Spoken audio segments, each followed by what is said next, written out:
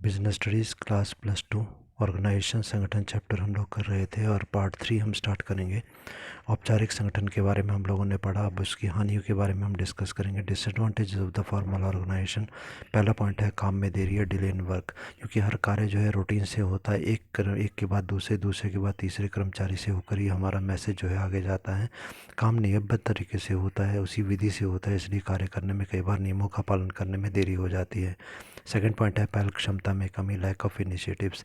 इसका मतलब ये हो कर्मचारी एक मशीन की भांति कार्य करता है, जो उसको आदेश दिए जाते हैं केवल उनका पालन करना होता है।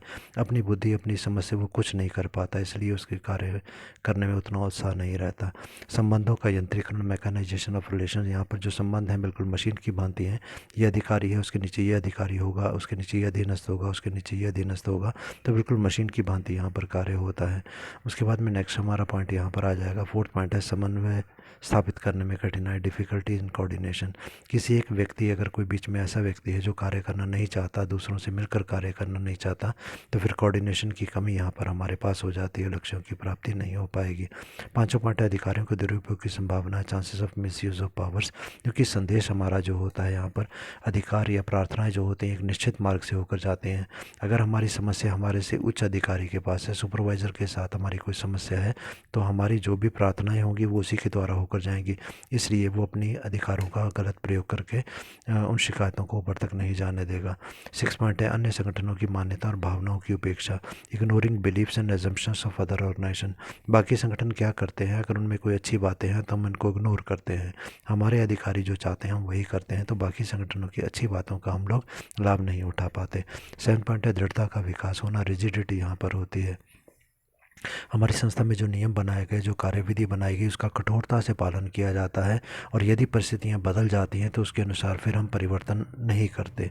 इसके कारण भी हमारे लक्ष्य प्राप्ति में बाधा उत्पन्न होती है। आठवां पॉइंट है अव्यवस्थित संगठन या इम्पर्सनल ऑर्गेनाइजेशन। यहाँ पर व्यक्तियों के आपस में संबंध नहीं होता, बल्कि पोस्ट के आधार पर व्यक्तियों को बनाया जाता है कि ये मैनेजर होगा, ये सुपरवाइज़र होगा। व्यक्तियों के आधार पर यहाँ पर संबंध स्थापित नहीं होते।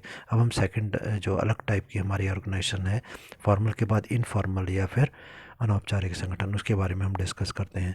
यहाँ पर एक व्यक्तियों के द्वारा अपने आप ही एक समूह बना लिया गया। जैसे हमने कहा एक कंपनी में अगर 1 लाख वर्कर काम करते हैं, उनमें से कुछ वर्कर जो थे उन्होंने आपस में मिलकर एक गांव के कुछ वर्कर जो आपस में इकट्ठे हो गए, उन्होंने अपना एक ग्रुप बना लिया, तो ये इनफॉर्मल ऑर्गेनाइजेशन हो गया।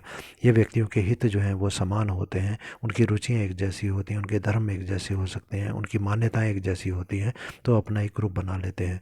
ये जानबूझकर नहीं बनाया जाता, मतलब जब कंपनी बनाई जाती है तो उसके स्ट्रक्चर में इसको नहीं बनाया जाता, बल्कि ये स्वतः निर्मित होता है, अपने आप बन जाता है यदि हमारे विचार आपस में मिलते हैं तो।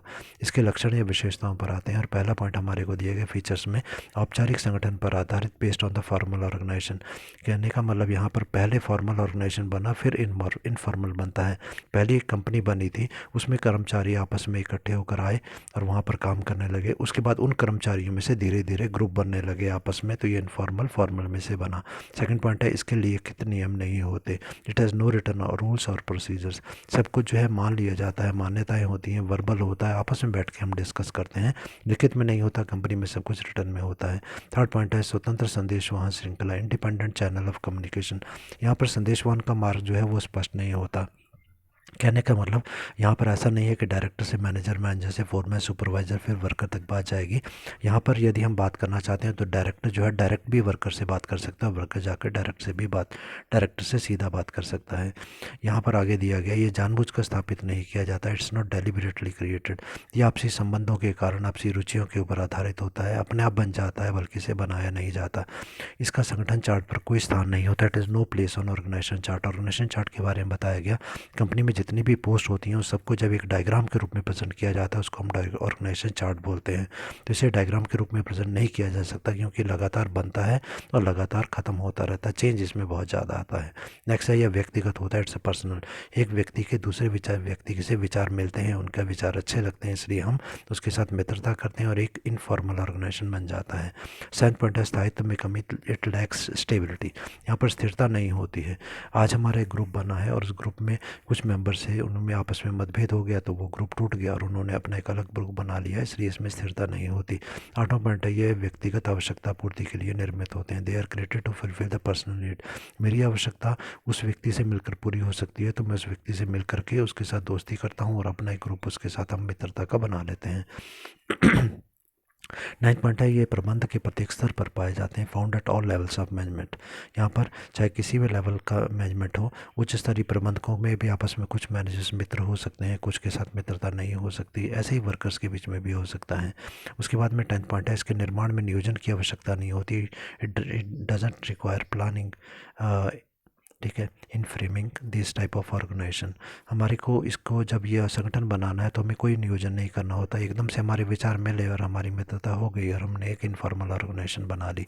इसके लाभों की बात करें, पहला है प्रभावपूर्ण संदेशवान, इफेक्टिव कम्युनिकेशन, क्योंकि कोई पाथ यहाँ पर नहीं होता, कोई मार्ग निश्चित नहीं होता, हम सीधी जाकर किसी से भी बात कर सकते हैं, इसलिए बहुत तीव्र गति से हमारा संदेश जो है वो प्रसारित होते हैं। सेकेंड है सामाजिक आवश्यकताओं की पूर्ति, फुलफिल सोशल नीड्स।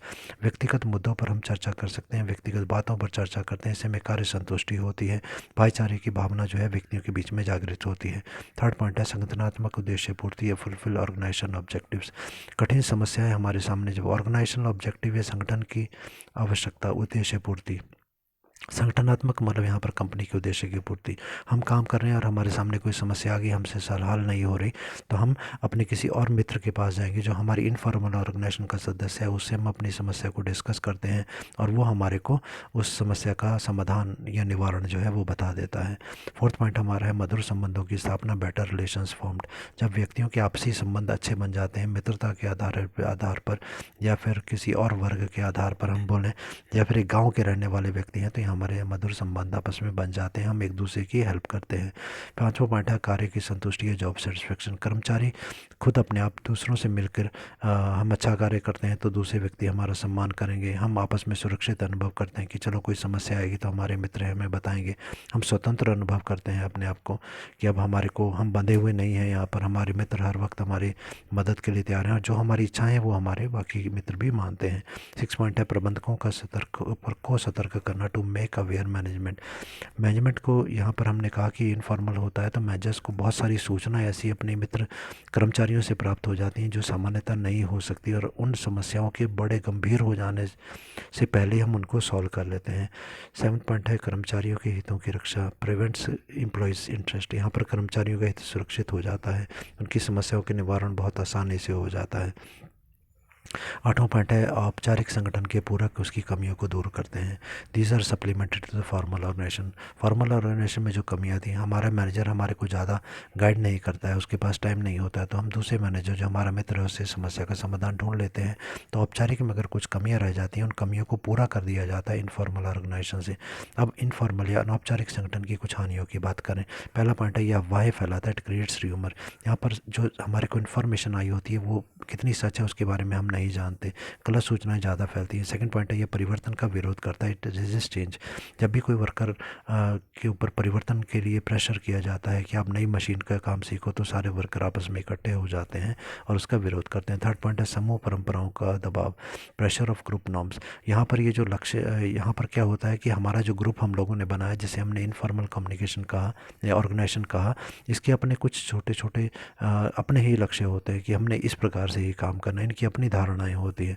तो जब ये अपना अपना काम करने लगते हैं और तब ये अपने कंपनी के मुख्य लक्ष्य से भटक जाते हैं और फिर जब मुख्य लक्ष्य कंपनी का ये पीछे छोड़ देते हैं और अपने तरीके से काम करते हैं तो हमारी उत्पादकता पर इसका गलत प्रभाव पड़ता है। थर्ड पॉइंट है ये अस्थायी या टेम्परेरी होते हैं, अल्पायु होते हैं, ये बार बार टूटते रहते हैं, कुछ व्यक्ति आते रहते हैं, कुछ व्यक्ति इसमें से चले जाते हैं। पाँचों पॉइंट है अकुशल कर्मचारियों का संरक्षण, प्रिवेंशन या प्रोटेक्शन टू इनएफिशिएंट वर्कर्स। जो अच्छे वर्कर नहीं होते उनको ये ग्रुप जो है मिलकर सुरक्षित करने की कोशिश करते हैं जो संस्था के लिए लाभदायक नहीं होता। 6 पॉइंट है प्रमापों को स्वीकार करने के लिए बाध्य करना, pressurise to accept the group norms. इन्होंने कुछ अपने ही प्रमाप, अपने ही कुछ नियम बना लिए होते हैं और फिर ये सारे सदस्यों को बाध्य करते हैं कि आप भी हमारे साथ ऐसा ही करो। 7 पॉइंट हमारा उत्तरदायित्व निर्धारण करना, कठिन, डिफिकल्ट टू फिक्स रिस्पॉन्सिबिलिटी। यहाँ पर कार्य करने में किसकी गलती हो गई है, किसकी कमी हो गई, वो पता लगाना काफ़ी मुश्किल हो पाता है, कारण कि इनफॉर्मल ऑर्गेनाइजेशन है यहाँ पर। और इसमें काफ़ी सारे वर्कर्स ने मिल करके काम किया है, तो गलत किसको ठहराया जाए गलती हो जाने पर। 8वां समन्वय और नियंत्रण में कठिनाई, difficulty in coordination and control, क्योंकि हमने अपना एक ग्रुप बना लिया, हमारी किसी और मैनेजर के साथ अच्छी जान पहचान है, अपने मैनेजर के साथ हम मिल करके कार्य नहीं करते, तो फिर यहाँ पर जब हमारा समन्वय आपस में कोऑर्डिनेशन अपने मैनेजर के साथ में नहीं हो पाएगा, और जब समन्वय नहीं होगा तो फिर कंट्रोल करना मुश्किल होगा।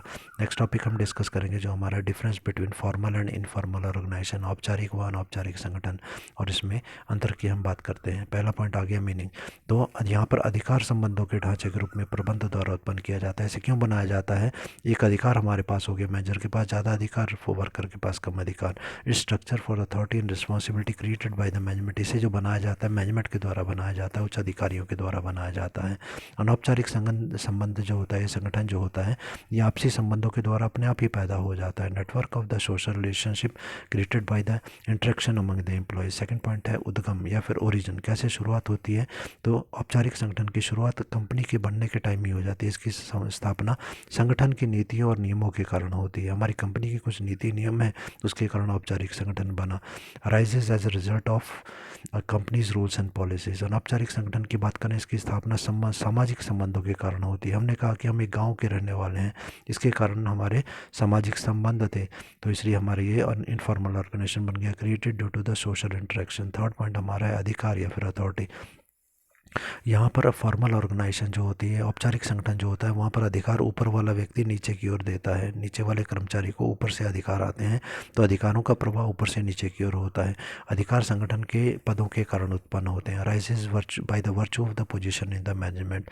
इनफॉर्मल ऑर्गेनाइजेशन की हम बात करें, वहाँ पर हम व्यक्तिगत संबंध के कारण ये ऑर्गेनाइजेशन बनी जो होती है, इसलिए authority is due to the personal relations. Fourth point हमारा है व्यवहार या फिर बिहेवियर। यहाँ पर हमारा व्यवहार पूर्व निर्धारित होता है, it's directed by the rules. हमें रूल्स के अनुसार ही व्यवहार करना होगा, पहले से डिसाइडेड होता है। पूर्व निर्धारित मतलब पहले से डिसाइड होना।